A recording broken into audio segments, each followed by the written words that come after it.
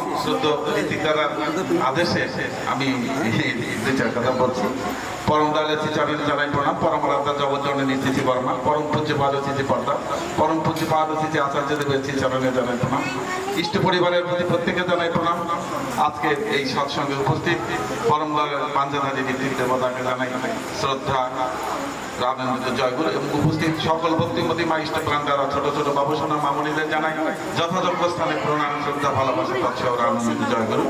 আজ শ্রদ্ধ মৃণাল কান্তি দেদাদার বাড়িতে পরম দয়ালের সৎসঙ্গ উপলক্ষ, তার নতুন গৃহে আরম্ভতে মানে গৃহপ্রবেশ উপলক্ষে প্রথমে পরম দয়ালের শ্রীচরণে প্রার্থনা রাখি তিনি তার পরিবার বর্গকে নিয়ে যেন সুখে শান্তিতে আনন্দময় হয়ে শান্তিময় হয়ে থাকেন এবং ইষ্টময় হয়ে থাকেন। মানে সেই শুরু থেকে আমরা এখানে যুক্ত আছি। সংকর্তনী উলুধ্বনি, পরম দয়ালের বিনীত প্রার্থনা, নাম ধ্যান, পরম দয়ালের হোমিও গ্রন্থাদি পাঠ, সঙ্গীত, কীর্তন, ইষ্ট সুন্দর এক ভাবমূলক পরিবেশ সৃষ্টি হয়েছে। সুন্দর আমরা বক্তব্য শুনলাম। তাই আমি যে আলোচনা, আমি তো বক্তা নই, তো দুই চার কথা বলবো, সময়ও কিন্তু কম। আমি আর কি বলবো, দয়ালের কথা আপনারা সুন্দর করে শুনলেন। গীতায় ভগবান শ্রীকৃষ্ণ বলেছেন যখনই পৃথিবীতে পাপ আর অধর্মের সৃষ্টি হয় তিনি তখন অবতীর্ণ হন, অবতীর্ণ হয়ে পাপীদেরকে বিনাশ করে সাধুদেরকে রক্ষা করে আবার তিনি চলে যান।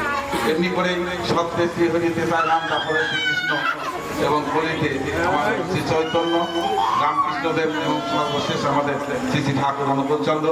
এর পূর্বে বক্তারা সুন্দর করে বলেছেন, আপনারা শুনলেন। তিনিই যে বারে বারে এসে নিত্য নতুন রূপ ধরে তাই আমার ঠাকুরের তো শুনলেনই জন্ম, তিনি যে ভগবান এটা কিন্তু প্রমাণ আপনারা পেয়ে গেলেন। সৈন্য শ্রীকান্ত দাসকে সুন্দর করে জন্ম বৃত্তান্ত এবং তার লীলার কথা বললেন।